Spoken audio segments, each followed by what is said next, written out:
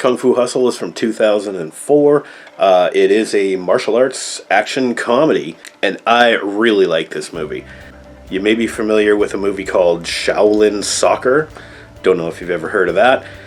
Made by the same guy, Stephen Chow, who stars and directs and writes these movies. Also featured in Journey to the West, which is a comedic adaptation martial arts version of great Chinese legends. But yeah, I've always liked Stephen Chow. I mean, I've liked these movies.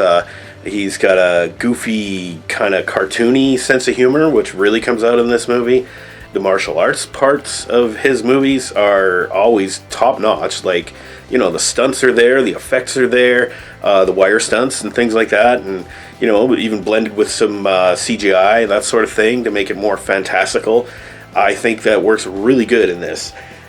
The premise of the movie is pretty simple. There's a guy grows up on the street. He's kind of a low level. He wants to be a thug, and work for the Axe Gang, who's this powerful gang that controls all of I think it's Shanghai, something like that.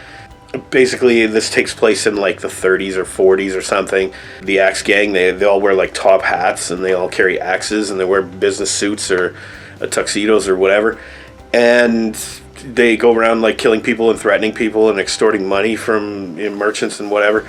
Yeah, Stephen Chow, his character, wants to join in with this gang because he wants to be somebody and whatever. But then he tries to run a scam at this like apartment complex. It's kind of like a little commune, like its own almost little city, run by the crazy strict landlady and her wimpy husband. They turn out to be fairly major characters, those two.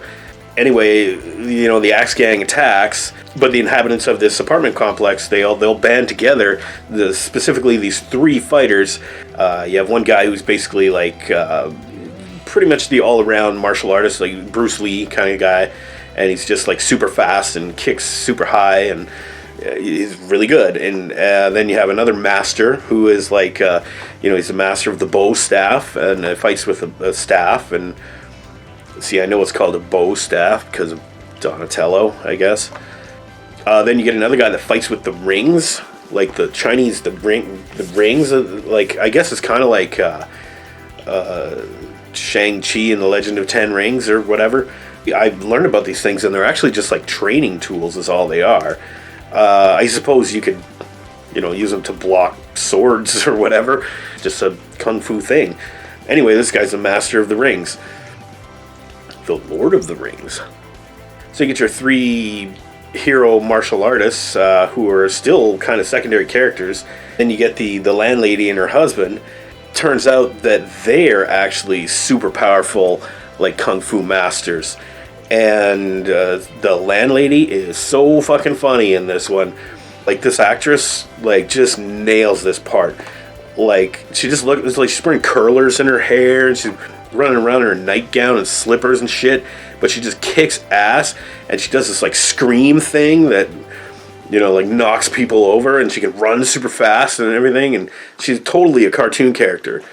There's a really cool scene where a couple of assassins are sent in to take out the landlady or the three hero martial arts guys or whatever. These musicians, they share an instrument. It's like a two-man stringed instrument, and they both play at the same time. And it's like, remind me of Doctor Strange and the Multiverse of Madness, where it's like the music notes shoot out and become like projectiles and weapons and whatever. And so they strum their thing, and they do crazy flips and stuff. And it would have been really good in 3D, tell you that. Yeah, that's a great scene. It's like, and all the martial arts are like beautifully choreographed in this. Apparently, the martial arts are choreographed by the same guy that did The Matrix and Crouching Tiger, Hidden Dragon. So this is top-notch martial arts going on here. I don't think it's really too accurate in terms of like legends or mythology or anything like that, but there's these like legendary kung fu masters in there. The landlady, her husband, and then there's another guy that's in prison, and he's evil. And the Axe Gang goes to free this guy, and he's the Beast. He's the most powerful of all, and he is destined to take over. But it turns out that Stephen Chow, being the main character, oh, what do you know? He's the chosen one. Gets enlightened somehow, and then comes back as the chosen one, and he basically fights like Bruce Lee. Like I only say that because he's kind of dressed like Bruce Lee, but he's so amazing and he's so powerful, and like the stunts and the power behind the kicks and the punches and stuff like that is all enhanced by CGI and wire stunts and just clever camera work, and it's all just a really frenetic, fun mess is what it is. I haven't really reviewed any martial arts movies on this channel before. I mean, with the exception of like Adventures in Dinosaur City or Warriors of Virtue, which are both Ninja Turtle ripoffs, but they had martial arts. I do actually really enjoy martial arts movies. Like, back in the 90s, I would always go to see a Jackie Chan movie in the theater. Good fun, the things that guy can do, amazing. Rumble in the Bronx, that's my jam. The Bruce Lee movies have always been pretty cool, like Enter the Dragon, Fist of Fury. But this one I love the comedy in Kung Fu Hustle. The visuals were hilarious and amazing and amusing, and everything about this movie is good, if you ask me.